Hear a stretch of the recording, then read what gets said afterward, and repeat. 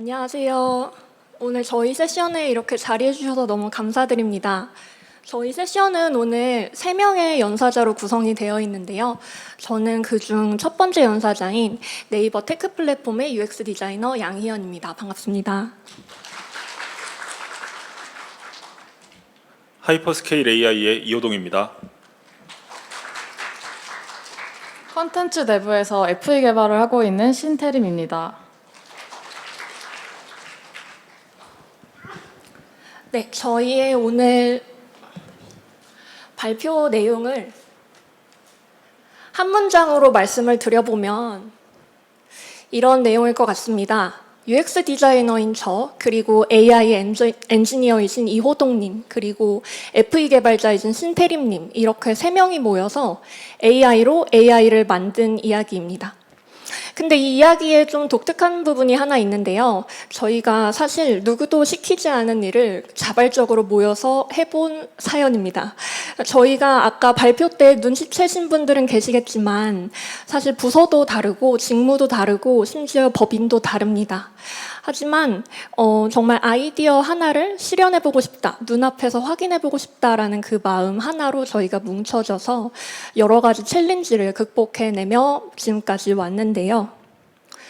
그래서 만든 것이 무엇이냐 하면 엔소나라는 도구입니다. 엔소나는 네이버와 퍼소나의 합성어로 저희가 저희 프로덕트에 대해서 이름을 붙인 것입니다.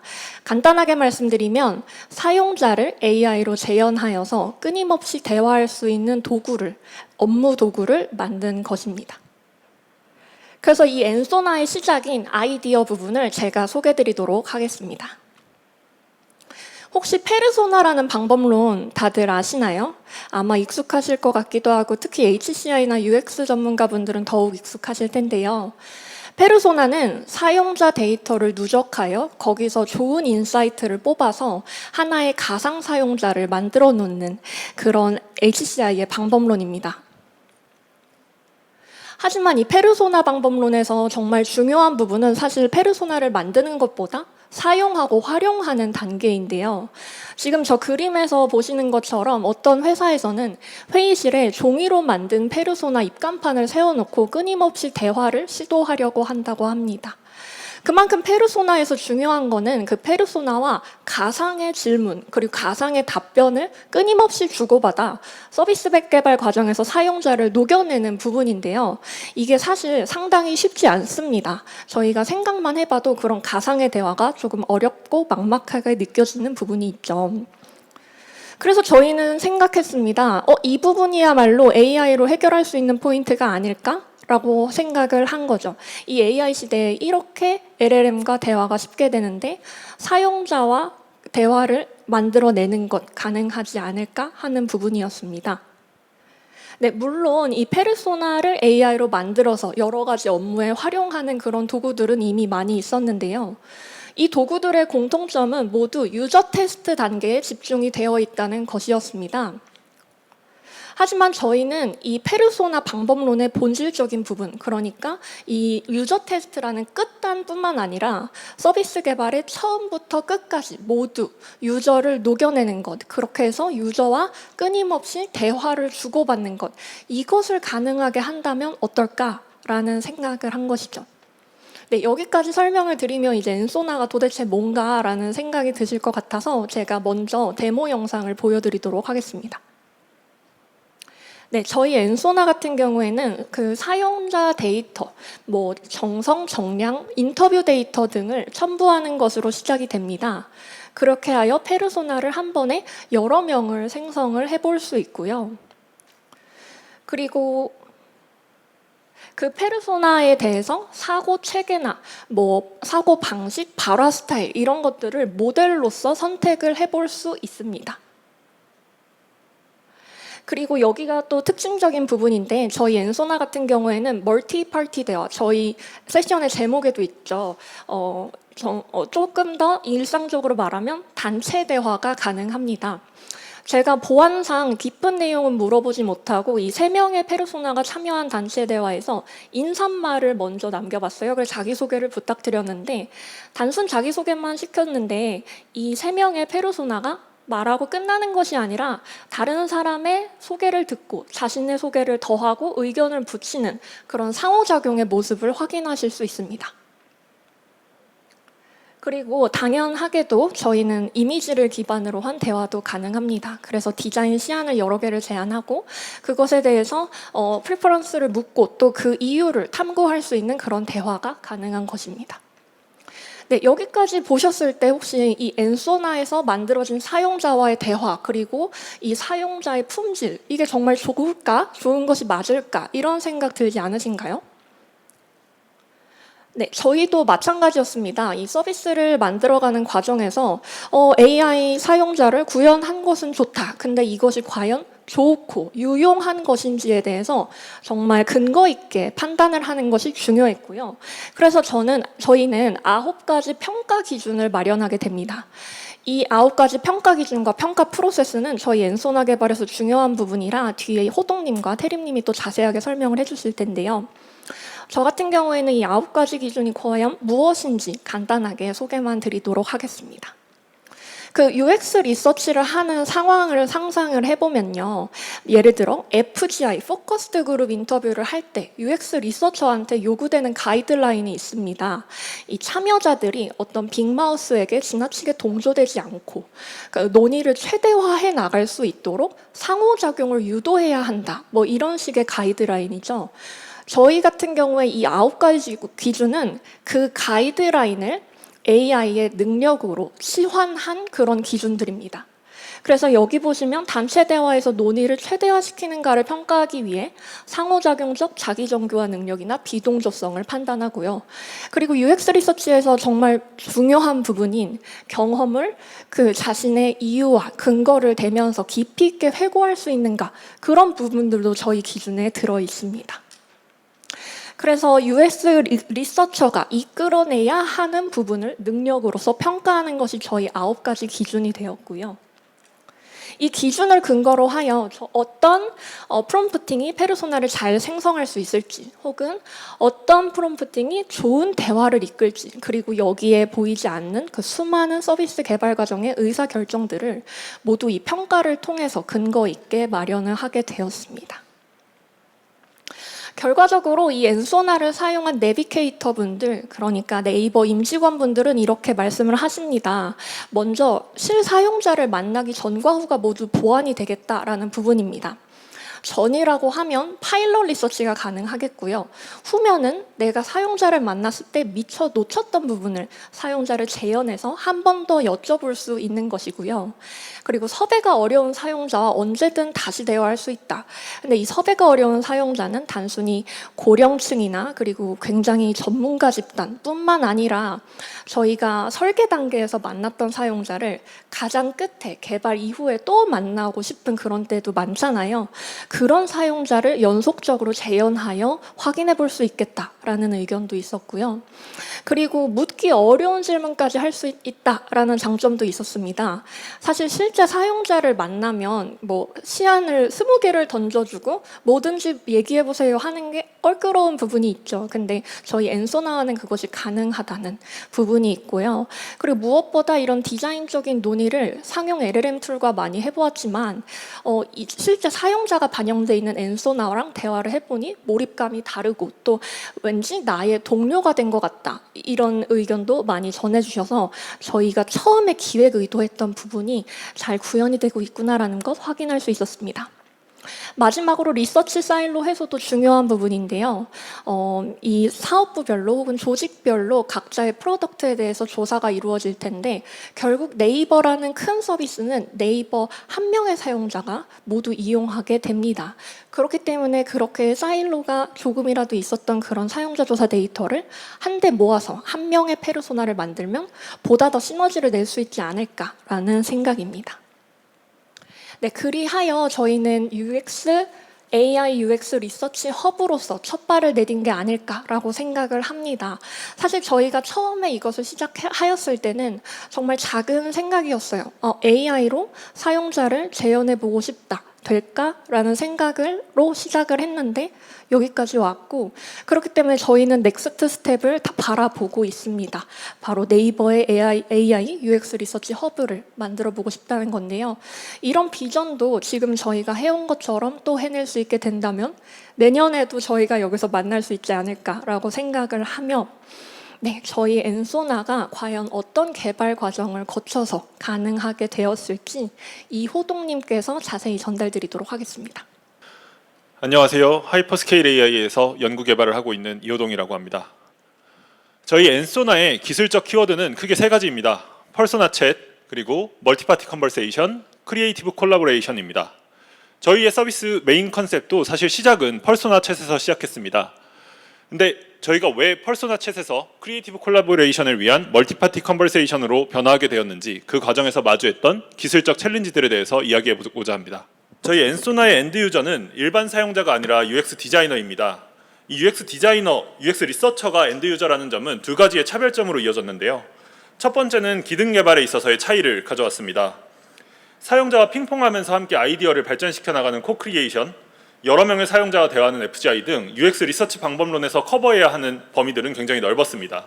이는 저희가 대화 구조라는 관점에서 보면 1대1 대화뿐 아니라 엔드엠 대화까지 포괄해야 하는 구조로 이루어져야 했습니다. 다음은 품질 기준을 어디로 두는가에 대한 차이입니다.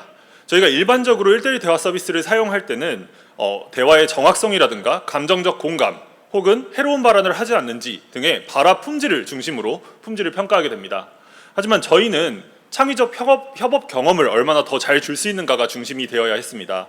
극단적으로 얘기하면 오프 더 트랙인 주제에서 벗어난 대화를 반복하더라도 그것이 사용자의 관점의 전환을 이끌 수 있다면 그것은 저희 기준에서 유용한 대화가 됩니다. 이 앞서 말씀드린 두 가지 차이에 따라서 저희는 세 가지 기술적 챌린지를 만나게 되었습니다. 첫 번째는 1대1 대화와 다른 멀티파티 대화라는 구조적인 특성의 어려움이고요. 두 번째는 멀티파티 대화가 시스템에 주는 복잡도의 영향, 그리고 마지막으로 멀티파티 대화랑 UX 리서치 참여자로서의 품질을 평가하는 것의 어려움, 이렇게 세 가지입니다.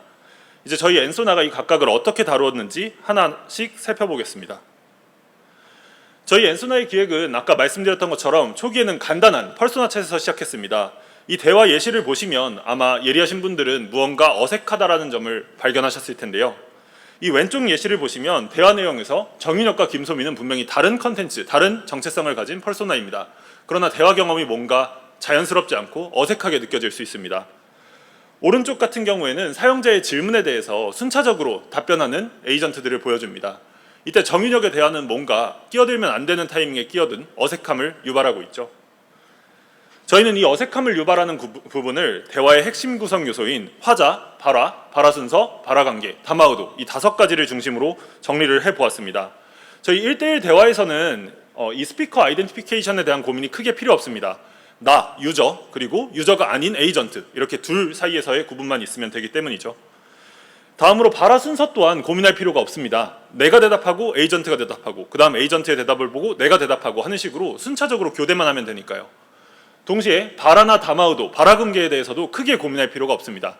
왜냐하면 이러한 부분들은 모델을 학습할 때 반영이 되어 있는 역량으로 처리하기 때문에 사실상 1대1 대화 서비스를 구현하는 것은 좋은 모델을 학습하는 것과 크게 다르지 않게 됩니다. 하지만 다자 대화에서는 조금 다릅니다. 단순히 유저와 에이전트로 1대1 구분이 되었던 1대1 대화와 다르게 다자 대화에서는 스피커 간의 아이덴티피케이션이 명확하게 필요합니다. 그룹 인터뷰를 수행할 때 인터뷰가 일전의 대화처럼 컨텐츠는 다르더라도 발화 스타일에서 유사성이 많이 느껴지게 된다면 UX 리서처는 대화의 몰입도가 떨어진다고 느낄 것입니다. 그렇기에 저희 엔소나에서 이 스피커 아이덴티피케이션을 정의하는 것은 굉장히 중요한 문제였습니다. 다음 다자 대화에서는 발화 순서와 응답 관계 또한 구조적으로 정의해줘야 합니다. 아까 말씀드린 것처럼 1대1 대화는 유저, 에이전트, 유저 간의 선형적인 순차 교대가 이루어집니다. 반면에 다자 대화에서는 유저 다음에 어떤 에이전트가 대답할지, 에이전트 다음에 유저 대화를 기다릴지, 혹은 에이전트 간의 논의를 몇 번 더 반복시킬지 등의 발화 순서에 대한 의사결정이 필요합니다. 또 대부분의 에이전트는 다자 대화보다 1대1 대화를 상정하고 만들어졌기 때문에 다른 발화자가 이 대화 맥락에 끼어들 때 의도치 않은 결과를 뱉는 경우도 종종 있습니다.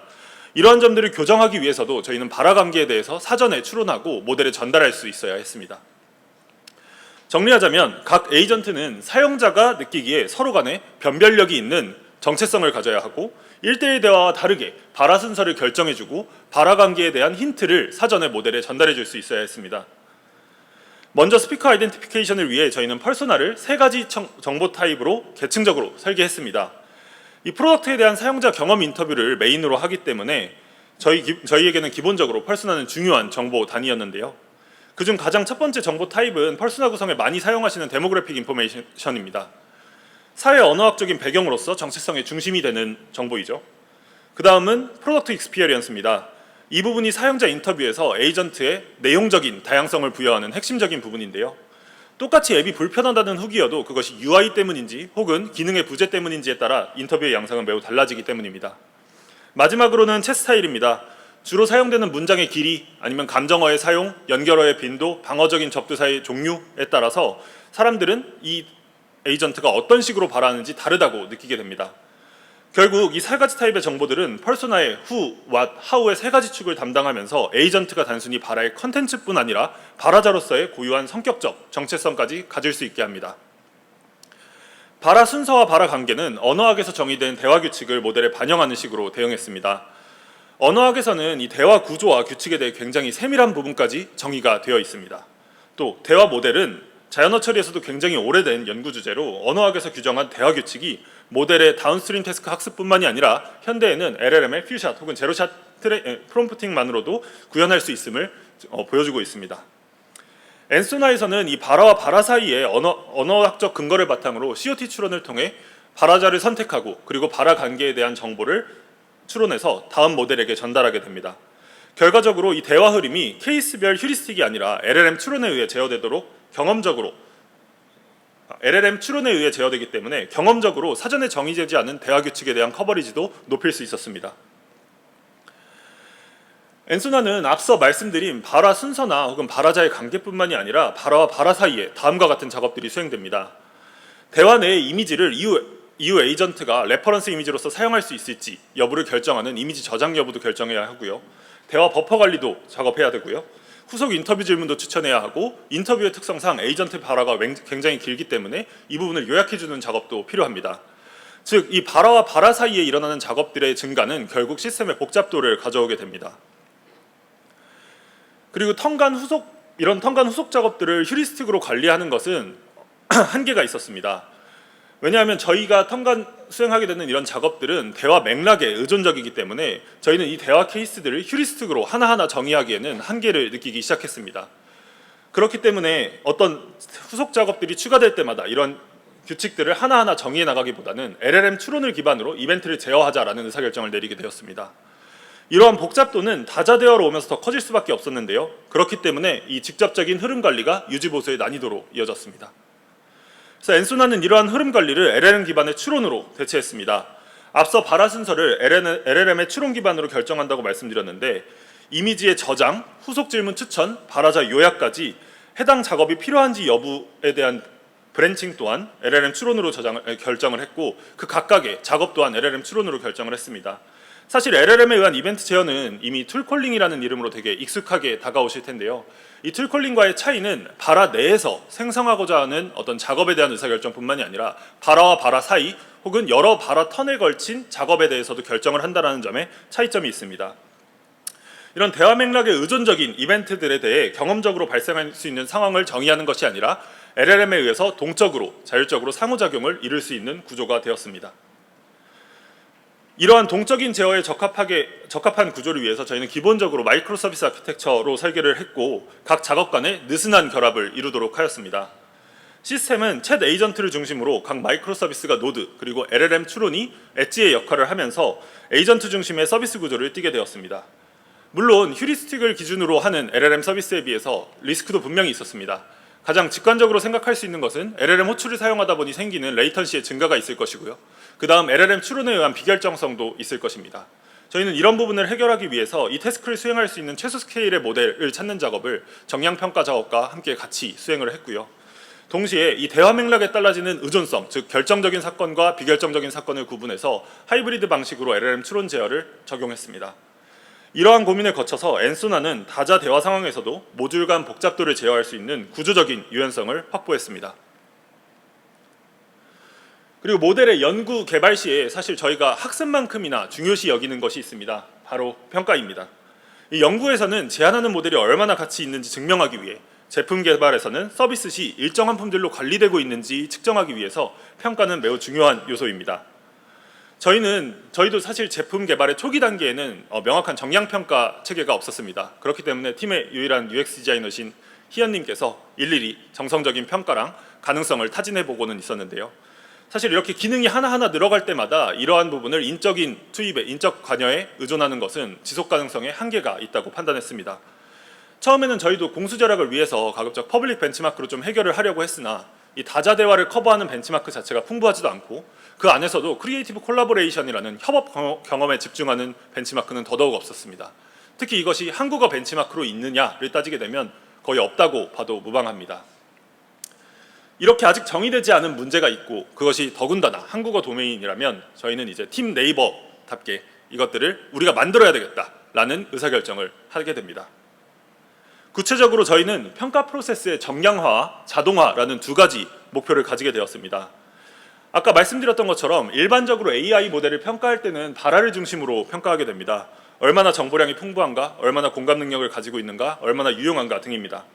하지만 저희는 다자 대화에서 드러나는 비헤이비어가 UX 리서치의 참여자로서 유용한가를 정량화해야 됐습니다. 다음은 자동화입니다. 자동화에 대한 니즈입니다. 가장 현실적으로는 저희는 3인의 최소 기능 조직이었기 때문에 매번 평가 공수를 가져가는 것은 부담이 되었습니다. 그리고 또한 UX 리서처를 엔드 유저로 상정하고 있기 때문에 UX 리서처가 어떤 인터뷰 항목을 퍼소나 생성에 사용하고 어떤 정성 데이터와 정량 데이터 중 무엇의 비중을 더 높이고 하는 식의 실험에 따라서 본인이 어떤 리서치 경험을 얻을 수 있는가에 대해서도 예측 가능한 품질을 제공해야 했습니다. 결론적으로 저희 엔소나는 단순히 발화를 평가하는 것이 아니라 대화 과정의 협업 품질을 지속적으로 추적 관리하는 시스템이 필요했습니다. 평가 체계의 구축을 위해서 엔소나만의 품질 기준을 세워야 합니다. 저희 서비스의 핵심 가치는 희연님께서 말씀해 주셨던 것 같이 두 가지입니다. 인간 같은 인텔리전스뿐 아니라 퍼소나의 정체성을 가지고 있어야 한다. 그리고 UX 리서치 참여자로서 유용해야 한다. 이 두 가지입니다. 이 두 가지를 달성하기 위해 모델은 다음과 같은 5가지의 태도를 가져야 하는데요.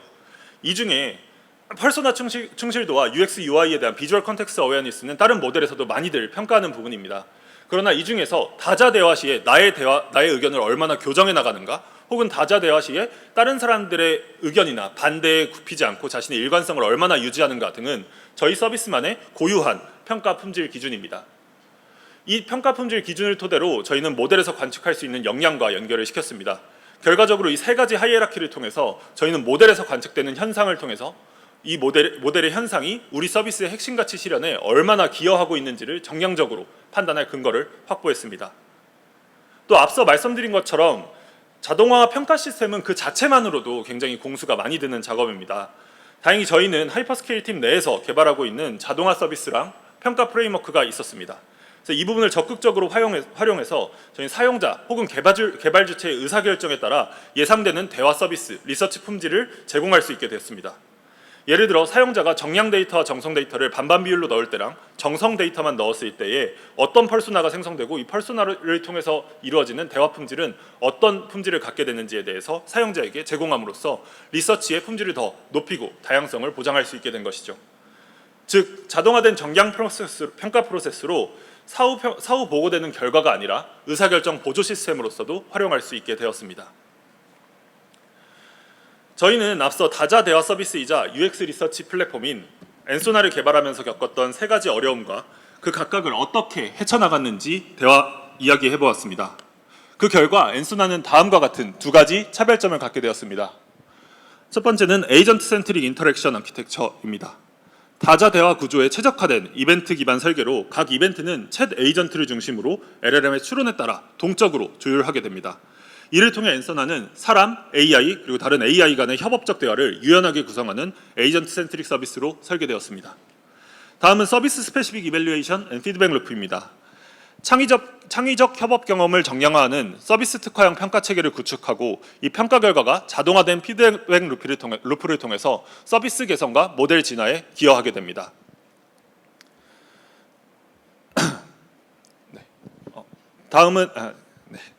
다음은 이 평가 프로세스의 구축과 그 안에서 얻은 인사이트에 대해서 태림님께서 소개해 주시겠습니다. 안녕하세요. 콘텐츠 서비스 신태림입니다. 저는 LLM 이밸류에이션에 대해 소개드리겠습니다. 요즘 에이전트나 AI 제품 개발에 있어서 평가의 중요성이 점점 대두되고 있는 추세입니다. 그래서 저희가 이 엔소나를 개발할 때 저희가 진행했던 평가 과정과 이 과정에서 얻었던 재미있는 발견, 그리고 그것이 주는 가치에 대해서 소개드리도록 하겠습니다. 우선 저희가 앞서서 계속 강조했듯이 저희는 생생한 UX 리서치 경험을 제공하고자 했습니다. 이 대화 품질에 대한 중요성은 실제 저희 사용자들의 목소리에서도 발견되었습니다. 저희 엔소나 사용자들은 저희에게 피드백을 주실 때 다른 UI, UX가 아닌 온전한 대화 경험에 대한 피드백을 정말 많이 주셨습니다. 그렇게 저희는 이 대화 경험의 중요성을 체감하였고, 그래서 이 대화 경험을 끌어올려 사용자를 생생히 재현하는 리서치 파트너가 되기 위해서 이 평가 시스템을 구축하고 진행하게 됩니다. 그리고 저희는 특이하게 최소 기능 협업 실험도 진행하였습니다. 눈치채셨겠지만 저희 3명은 각자 다른 조직에서 모여있는 세 사람들인데요. 저희는 각자 사용자에 대한 진심으로 모여서 사이드 프로젝트의 성격으로 이 전체 과정을 수행했습니다. 그래서 이 개발 과정과 동시에 이 평가 또한 너무 진행하고 싶었습니다. 그래서 정말 각자의 개인 시간을 쪼개서 이 평가를 함께 수행하기 위해서 각자 전문성과 AI 활용 능력을 동원해서 전체 과정을 수행하였습니다. 총 단계는 다음과 같은 4가지 단계로 수행이 되었고, 설계와 실행에서는 계속 반복하면서 더 좋은 결과를 내기 위해 노력했습니다. 첫 번째는 리서치 단계입니다. 저희 이 평가를 하는 방법 중에는 기존에 존재하는 벤치마크들을 활용하는 방법들도 있습니다. 그러나 저희가 기존 선행 페르소나 챗들을 연구한 결과 이 페르소나 챗들은 단 한 개인의 성격, 말투와 같은 재현성과 일치성에 초점을 맞추고 있었습니다. 저희 엔소나에서 필요로 하는 창의적 작업에는 약간 어울리지 않는 것들이었습니다. 따라서 저희는 저희만의 시험지와 어떤 평가 체계들이 필요하다는 것을 알게 되었습니다. 그렇게 평가를 위해서 데이터셋 구축 단계에 들어가게 됩니다. 다음은 저희가 구축한 각 평가 기준에 대한 5점 척도의 루브릭, 그리고 베이스라인이 되는 페르소나의 예시입니다. 경험 회고성을 보시면 저희 특이성을 더 잘 아실 수 있을 텐데요. 3점짜리 사실 경험 회고성이라고 하면 저희는 단순히 이 AI가 본인의 기억을 말하는 것만 잘하면 5점이라고 생각하기 쉽습니다. 그러나 이 UX 리서치에서는 이 경험에 대한 전달뿐만이 아닌 본인의 내재된 동기나 가치관에 입각하여 대화를 만들어내는 것이 너무 중요합니다. 그래서 저희는 그 점수를 5점으로 선정하여 평가를 진행할 수 있게 되었습니다. 우측은 베이스라인 페르소나이고 저희가 앞으로 평가를 진행할 때 이 AI가 페르소나를 대변하여 수행하길 원하기 때문에 그 AI에게 제공할 페르소나를 정의해야 했습니다. 그 이후에는 각 페르소나별로 다이얼로그와 골드 리스폰스를 제작하게 됩니다. 다이얼로그가 쉽게 얘기하면 저희의 시험지가 됩니다. 그래서 UX 리서치 상황에서 실제 일어나는 조사자들의 질문, 예를 들어서 이 서비스를 처음 사용했을 때 어떤 점이 가장 인상 깊었나요? 라는 얘기들도 있고, 다른 참가자들이 중간에 끼어드는 다이얼로그가 완성됩니다. 그리고 이 질문에 대해서 실제 모델들이 응답을 하게 될 텐데요. 저희가 그 전에 사람이 직접 이 응답에 대해서 5점을 받을 수 있는 5점 만점의 골드 리스폰스를 작성하게 됩니다.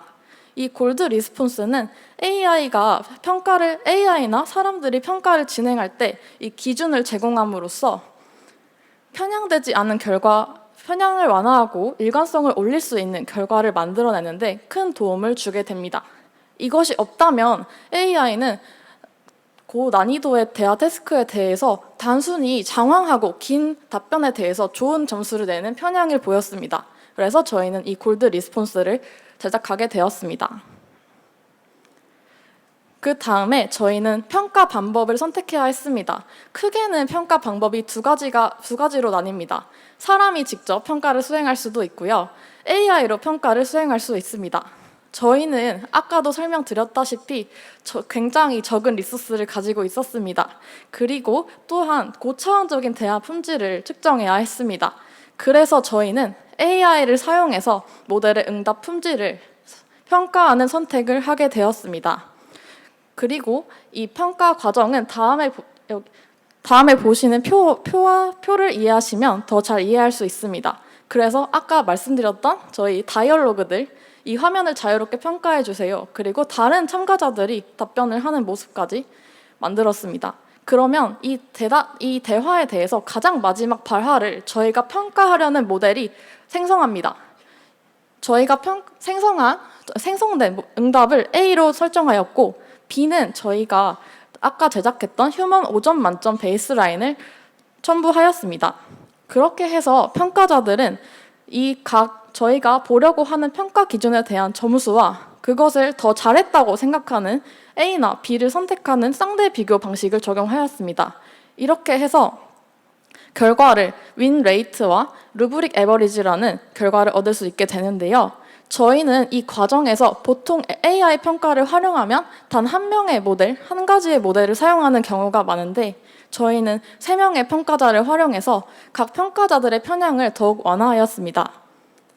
그 다음은 이제 드디어 좀 저희 평가에 대한 결과를 보도록 하겠습니다. 첫 번째로는 정량적 결과 분석을 시행했습니다.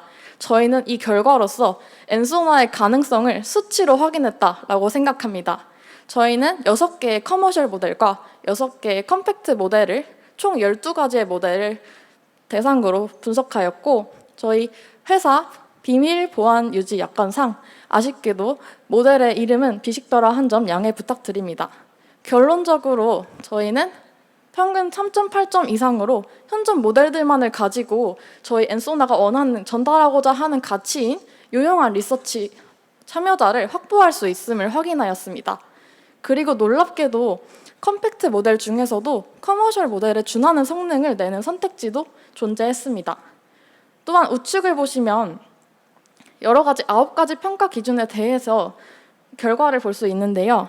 기본 저희가 처음에 예상한 것과 유사하게 타자의 발화에 동화되지 않고 다자대화에서 중요한 그런 능력들이 아직 부족한 모습을 보였고, 모델 간 편차가 큰 것도 확인할 수 있었습니다. 또한 상세하게 정량적 결과를 분석했을 때는 어떤 루브릭별 세부 점수와 루브릭 평균, 응답 지연, 비용 등을 통합적으로 비교했을 때 단 하나의 모델이 모든 점수에 완전히 1등으로 자리하는 모습은 없었습니다. 오히려 각자 성격이 다르고 강약점이 다른 모습을 보였습니다. 저희의 원래 예상대로였다면 이 레이더 차트 상의 모양이 다르게 분포가 크기, 품질만 다르고 강약점이 동일하다면 이 레이더 차트 상에서 크기만 다른 모양들이 나타날 것입니다. 그러나 저희 예상과는 다르게 모양이 굉장히 상이한 모습을 보였고, 이것이 저희의 발화 특성을, 각 UX 리서치 참여자로서의 발화 특성을 형성하는 요인으로 작용할 것이라고 예측했습니다. 또한 저희는 전사 플랫폼을 지향하고 있습니다. 그래서 부서별로 예산을 확보하기 힘든 부서들도 있을 것이라고 예측하였고, 따라서 비용에 대해서 유리한 선택지도 확보할 수 있었습니다. 그 다음은 정성적 결과 분석입니다. 저희가 정량 결과 분석에서 예측한 것과 유사하게 강약점에 따라 발화의 양상이 달라짐을 확인했습니다. 이는 저희가 수치로 확인한 것과 정말 다른 결과를 보였습니다. 모델 A의 경우 가장 루브릭 에버리지와 인레이트가 높아서 가장 모든 평가 기준에 대해 좋은 모습을 보였는데요. 실제로 비동조성과 독립적 일관성이 높기 때문에 조사자가 지난번과 다르게 말씀하시는 것 같은데요? 라는 유도신문을 하더라도 본인의 입장을 굉장히 일관되게 고수했습니다. 그리고 전문 용어를 굉장히 많이 활용하였고, 그렇다 보니 분석적이고 논리적인 발화를 많이 했습니다. 그렇다 보니 약점으로는 너무나 지나친 구조화에 집중하여 뭔가 이유나 판단 같은 것들을 제목을 함께 제시하면서 발화하는 양상도 보였습니다. 그 다음 모델 B는 윈 레이트가 모델 A에 비해서 낮다 보니 유용한 사용자로 작용할 수 없지 않을까라고 예측을 했으나 실제는 달랐습니다. 이 모델은 아이디에이션과 감정 표출에 뛰어났습니다. 불안하거든요. 아니면 초조했어요. 라는 감정 표현들을 많이 사용하였고 아이디어를 많이 전달하기 위해서 협력적인 모습을 보였습니다. 그러나 이 모델의 약점은 아쉽게도 인터뷰어에게 너무 협력적이다 보니 조사자가 지난번과 다르게 말씀하시는 것 같은데요? 라고 유도 신문을 하면 제가 좀 혼동을 했네요. 라는 등의 약한 모습을 보였습니다. 그리고 모델 C도 의외의 양상을 발견했습니다. 모델 C는 니즈 표출성과 위트 표출성이 좋고 상호작용적 자기 정교화 능력은 약합니다. 이 실제 결과를 분석해 보니 사실에 근거해서 더 나은 가치 표현을 하는 것에 굉장히 강점이 있었고 다만 타인 의견으로부터 관점을 발전시키지 않고 본인만의 생각에 빠져있는 철학가형 면모를 보였습니다. 이런 경우에는 FGI나 코크리에이션 같은 다자 대화에서는 아쉬울 수 있지만 인덱스 인터뷰나 심층 인터뷰 같은 경우에서는 더 활약을 할 수 있다는 특징을 발견할 수 있었습니다. 그래서 저희는 이 대화 관점을 다채롭게 하고 더 높은 몰입감을 주는데 각 모델들을 활용할 수 있음을 확인하게 됩니다. 이렇게 전체 과정을 통해서 저희는 최고가 아닌 최적에서 답을 찾았습니다. 이런 모델별 비헤이비어를 통해서 엔소나 사용자가 과업이나 도메인에 맞는 참여자를 선택할 수 있어야 한다고 생각하였습니다. 그래서 저희는 UX 리서치 참가자를 선택할 수 있는 플랫폼으로 발전하였습니다. 저희는 이런 총평가 과정을 통해서 엔소나의 사용성을 검증하고 고도화할 수 있는 근거를 확보했습니다. 결국 저희 상태를 객관적으로 입증할 수 있게 되었고 사용자들에게 모델별 특징과 프로파일을 제공하고 선택할 수 있는 UX를 제공하기도 하였고요. 그리고 가장 마지막으로는 이 베이스라인들을 통해서 앞으로 더 복리로 발전할 수 있는 지속 개선 플라이휠을 갖추게 되었습니다. 이렇게 저희 엔소나는 생생하게 사용자를 재현해서 사용자 경험을 더 깊이 관찰하고 AI가 서비스 개선의 동료로 참여하는 새로운 가능성을 열게 되었습니다. 네, 지금까지 저희 엔소나의 정말 처음 시작부터 현재까지 모든 이야기를 들려드렸는데요. 어떠셨나요? 네, 저희 시간도 예상대로 흘러가서 마음이 좀 놓입니다. 저희 마지막으로 이제 저희가 겪었던 협업에 대한 인사이트 아주 간략하게 전달드리면서 마무리 드릴 것 같은데요. 저희의 정말 처음 시작과 그 시작을 되새겨보면 사실 이런 마음이 있었습니다. 지금 AI 시대에 AI가 너무 빠르게 발전을 하면서 눈만 뜨면 불안하다 뭐 이런 기분도 느꼈는데요. 다소 나의 밥그릇을 뺏길까 걱정도 되고 또 AI 시대에 디자이너는 어째야 한다, 개발자는 어째야 한다 이런 요구도 너무 많습니다. 비단 저희만의 생각은 아닐 것 같습니다. 저희는 이런 불안감과 조금은 지친 그런 마음 속에서 일단 AI 한번 그래 뭐라도 해보자, 뭐라도 해보고 저지르면 겪고 느끼는 게 있겠지 뭐 이런 생각으로 시작을 했던 것 같습니다. 네, 그렇게 시작을 하였을 때 저희는 이 과정에서 조금 독특한 협업을 경험하게 됩니다. 그게 무엇이냐 하면 굉장히 깊이 있게 그리고 치열하게 서로의 전문 영역에 대해서 끝까지 설명하는 그런 경험이었는데요. 저희는 각자의 전문 영역, 이게 UX 디자인, UX 리서치 플랫폼이다 보니까 UX에 대한 설명도 정말 깊이 있게 필요했고 또 평가를 진행하기 위해 그 AI에 대한 모델 이해도 깊이 있게 필요했고 이런 것들을 열심히 서로에게 전달하면서 또 저희는 서로 이 상용화된 AI 도구들을 잘 활용하면서 그 전문 용어들을 트랜슬레이터로서 이해를 하게 됩니다. 그 결과 UX 디자이너가 평가 루브릭을 설정하는 것도 가능했고요. 또 AI 엔지니어가 백엔드 개발은 물론 서비스 기획과 모델 평가 설계 분석이 모두 가능했고, 또 FE 개발자가 평가 분석에 참여를 하면서 또한 백엔드와 FE 개발을 모두 진행하는 이런 형상이 가능했습니다. 결국 저희는 서로의 사이드로 찾아가 나의 윈도우를 여는 그런 행동이 가능했던 것입니다. 그래서 저희는 아주 조심스럽게 이 협업이 뭔가 지금까지의 협업과 다른 AI 시대의 다른 인사이트를 전하는 것이 아닐까라는 생각을 오늘 전해보고자 합니다. 지금까지의 협업은 서로 간의 업무를 이것은 너의 일, 이것은 나의 일 이런 부분을 굉장히 선으로 정교하게 그어서 나의 일에 해당하는 부분을 완벽하게 완수하는 것이 정말 책임이었다라고 생각을 하는데요. 저희가 겪은, 그리고 저희가 생각하기에 이게 앞으로 우리가 만날 협업의 모습일까라고 조심스럽게 생각하게 된 모습은 선이 아니라 점을 찍는 모습이었습니다. 그러니까 저희가 어디에 어떻게 다른 사람의 영역을 넘나들며 그 점을 찍을 것인가, 이것을 선택하는 것이 곧 전문성이고 역할이고 책임이다라는 부분이었고요.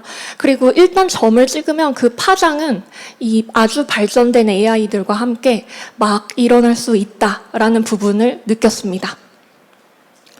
그래서 저희는 이렇게 마지막 화두를 던지며 인사를 드리려고 합니다. 익숙하고 아늑한 틀을 넘어서 저희처럼 일단 한번 저질러 보시면 그 파장은 분명 AI와 함께 번져나갈 것이라고 생각합니다. 오늘 여기 와주신 수많은 분들께 좋은 인사이트를 전달했길 바라며 내 발표 마치겠습니다. 감사합니다.